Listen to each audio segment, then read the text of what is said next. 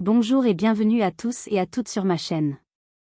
Votre relation amoureuse bat de l'aile, à cause de votre conjoint infidèle, de votre belle famille qui a la main mise sur tout, des problèmes financiers dus à une mauvaise gestion des ressources du foyer, d'un ex trop entreprenant dont la présence fragilise l'équilibre de votre couple, gardez le sourire.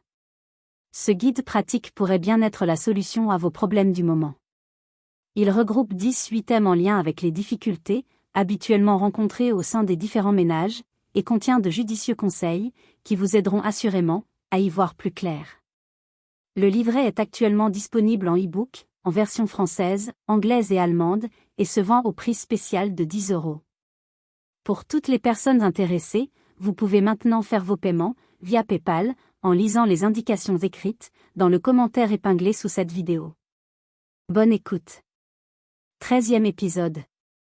Béatrice emprunta un chemin différent de celui d'Amalia pour se faire, et parvint à la salle à manger au moment précis où M. Toll demandait à celle-ci.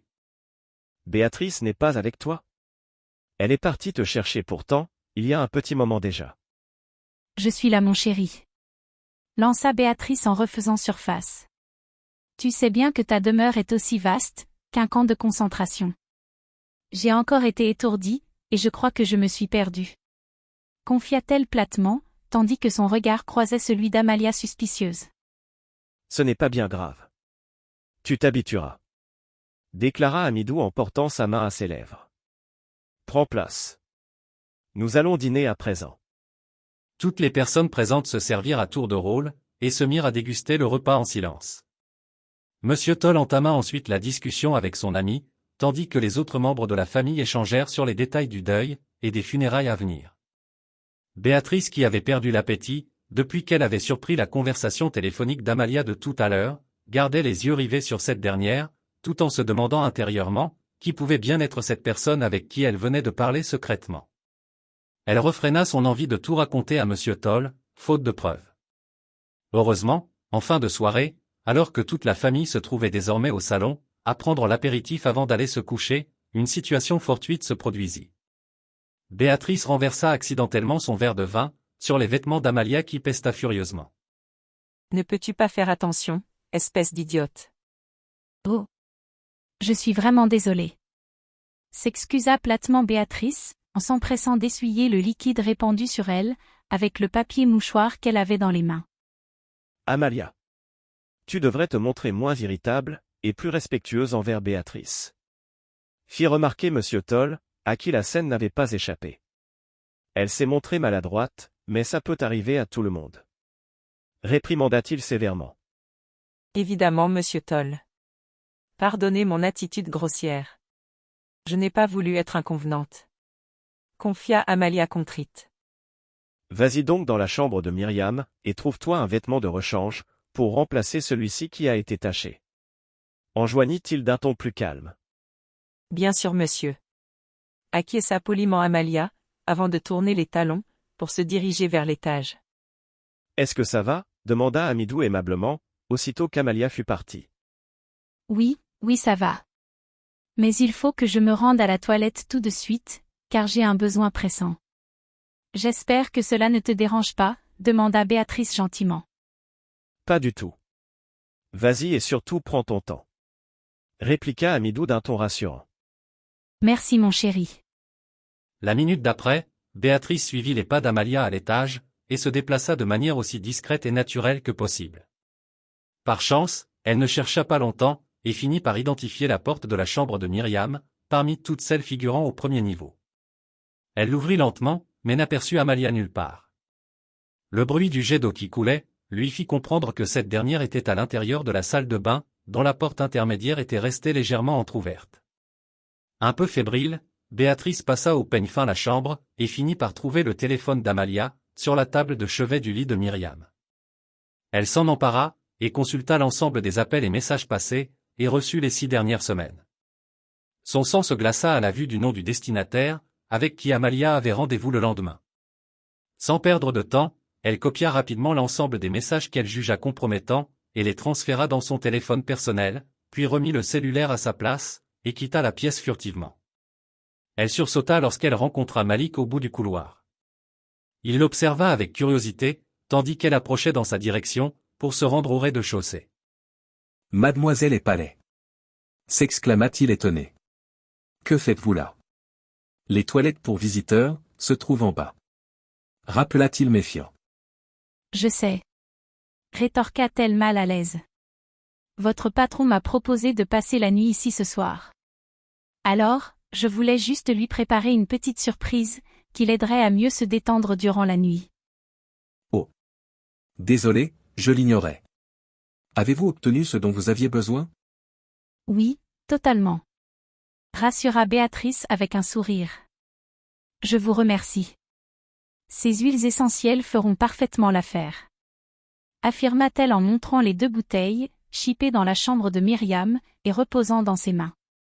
Vous pouvez me les remettre. Je les déposerai dans la chambre de Monsieur Toll pour vous. C'est très aimable de votre part. Remercia Béatrice, en lui confiant les flacons capuchonnés.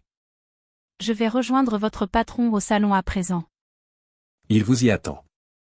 Sans un mot de plus, Béatrice le traversa, et marcha le long du corridor en se disant à elle-même, que cette nuit passée dans cette demeure, serait certainement la plus longue de toute sa vie. Mademoiselle Kendra et Palais? En entendant le nom de sa fille prononcé par l'infirmière en service, Madame Catherine Epalais lui chuchota à l'oreille. Kendra, mon enfant. C'est ton tour. Le médecin va te recevoir. Devant l'attitude apathique de sa fille cadette, Catherine la souleva de chaise, tout en la réprimandant. Kendra, je t'en prie. Il faut que tu te bouges maintenant, car cette situation n'a que trop duré. Je n'ai jamais voulu venir à l'hôpital ce jour. Fit remarquer Kendra, un tantinet énervé, en se réveillant de sa torpeur. C'est toi qui m'y as forcé, maman. Ça fait 2 jours que tu n'as pas prononcé le moindre mot, que tu refuses de manger, et que tu n'arrêtes pas de pleurer. Je ne supporte plus de te voir dans cet état. Alors j'exige de savoir ce qui se passe. Allons-y maintenant. Le docteur nous attend. Malgré l'attitude fermée et réfractaire de sa fille, Madame Epalais ne se laissa pas démonter, et la contraignit à la suivre jusqu'à la salle de consultation. Le docteur Anne, très étonné de revoir Kendra pour la 2e fois, en l'espace d'une semaine, informa son ami de l'état de santé de sa fille, et des possibles répercussions de cette nouvelle, sur son état d'esprit. Ta fille n'est pas malade, Catherine. Elle est enceinte, et fait certainement un début de dépression. Conclut le médecin d'un ton calme, après avoir entendu les inquiétudes mentionnées par celle-ci. Quoi? Enceinte? Répéta Catherine qui croyait avoir mal entendu. Oui. De triplé. Confirma le docteur Anne souriante. Ainsi, tu es enceinte de triplé? Depuis quand? Qui est le père? Pourquoi ne me l'as-tu pas dit? Interrogea soudain Catherine en colère. Maman, je t'en prie. Ce que je vis en ce moment est encore bien pire que cette grossesse dont tu parles. Alors ce n'est pas la peine de me crier dessus. Répliqua Kendra fâchée à son tour. Je te l'avais dit, qu'il ne servait à rien de venir à l'hôpital, parce que je n'étais pas malade. Mais comme toujours, tu ne m'as pas écouté. Maintenant je t'écoute. Vas-y, parle-moi. Quelle est cette chose horrible, qui te rend dépressive depuis avant-hier, si ce n'est pas cette grossesse? Kendra n'eut pas le temps de répondre à Catherine, car au même moment, son téléphone se mit à sonner bruyamment. Pendant que cette dernière réceptionnait l'appel, Kendra profita de cet instant de répit pour partir aux toilettes afin de se rafraîchir. Elle avait l'impression de manquer d'air, même si la dernière chose qu'elle souhaitait, c'était de se disputer avec sa mère. Elle comprenait parfaitement que celle-ci se fasse du souci pour elle. Mais comment aurait-elle pu lui avouer qu'elle subissait des pressions de la part de Prince, et que sa décision pourrait lui coûter la vie soit à elle, sa mère, soit à Béa, soit à son père ou même à Priscille. Depuis sa dernière rencontre avec Prince, elle n'avait pas été capable de réfléchir de façon cohérente, et aujourd'hui était le dernier jour, la date limite que Prince avait fixée, pour obtenir d'elle son acceptation. Elle ne savait toujours pas quoi faire. Elle avait essayé d'appeler Abdel la veille, mais sa ligne semblait constamment occupée. Désorientée et perdue, elle n'avait eu ni l'envie, ni le courage d'appeler Prince comme il l'avait exigé, même en sachant qu'il y aurait forcément des conséquences, pour sa désobéissance. Elle n'arrivait plus à regarder ses parents dans les yeux, et vivait désormais avec la peur au ventre. Elle termina de s'essuyer les mains ainsi que le visage, puis sortit et se dirigea vers la salle de consultation où elle espéra voir sa mère. À sa grande surprise, elle ne vit personne. Le docteur Anne l'informa que sa mère était partie urgemment pour l'hôpital général de Ngaoundéré, car elle venait d'apprendre que son père avait eu un accident grave. Affolée et paniquée, Kendra pensa bien malgré elle à Prince. Se pouvait-il qu'il ait finalement mis sa menace à exécution? S'interrogea-t-elle tristement. Le cœur en peine, elle s'en alla précipitamment vers la sortie, et tomba nez à nez avec Bintou. Bonjour Bintou. Quelle surprise de te rencontrer ici. Bonjour Kendra. Tu es toujours aussi rayonnante. Comment vas-tu? Ça ne va pas très fort. Répondit-elle tristement. Mon père vient d'avoir un accident, et il faut que je me rende à l'hôpital. Vraiment? Tu m'envoies désolée. Ma voiture est juste égarée là. Si tu le souhaites, je peux t'y accompagner. Ce serait très gentil de ta part Bintou. Très bien. Dans ce cas, vas-y, monte à l'arrière avec moi. Mon chauffeur nous y conduira.